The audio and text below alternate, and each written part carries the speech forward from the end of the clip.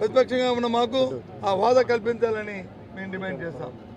మేము కోరాం ఇక దాన్ని ఇవాళ కోరి, దాంతోపాటు ఇవాళ మిర్చి రైతు పడుతున్న ఇబ్బందులు, భారతదేశం వారికి వాళ్ళ ఆక్రందనలు ఏదైతే మా నాయకుడు గుంటూరు వెళ్ళి మిర్చియార్టీకి వెళ్ళి ఆ రోజు రైతుల కష్టాలు సుఖాలు తెలుసుకున్నప్పుడు కానీ ఈ ప్రభుత్వానికి చెంపు అప్పటి వరకు కూడా చెంపుకుంటున్నట్లేదు, నమ్మకం నిలెత్తినట్టు అలా కూర్చున్నారు.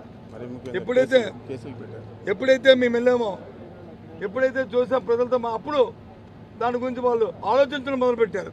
అయినప్పటికీ కూడా ఇప్పుడు కూడా దాని మీద ఒక క్లారిటీ రాలే. నాకు అర్థమవట్లేదు ఒక విషయాన్ని. ఏమనంటే కేంద్రం కొనాలంటున్నారు, కేంద్ర సంస్థ మాట్లాడుతున్నాం అంటున్నారు. మాట్లాడండి, కొనమని అడగండి, డిమాండ్ చేయండి, వస్తే సంతోషం, మీకు కూడా సంతోషపడతాం. కానీ ఈలోపు ఆ రైతుల్ని మీ దగ్గర ఉన్న సంస్థలను మార్కు పెడతారా, మీ దగ్గర ఉన్న సంస్థల ద్వారా ఆ మిర్చిని కొనవలసిన అవసరం ఆవశ్యకత ఉన్నది, రైతులు ఆదుకోవాలి ఉన్నది అనేది మా డిమాండ్. ఇవన్నీ చెప్పాలంటే, ఇవన్నీ మాట్లాడాలంటే, ఇవాళ శాసనసభలో మాట్లాడాలంటే మరి మా పార్టీకి ప్రతిపక్ష హోదా కావాలి. వాళ్ళు మాట్లాడుతున్నాం ఎంతో మనగా ఎమ్మెల్యేలమే ప్రజలతో ఎన్నుకోబడిన వాళ్ళమే మేము. కాబట్టి అడుగుతున్నాం ఆ డిమాండ్ని.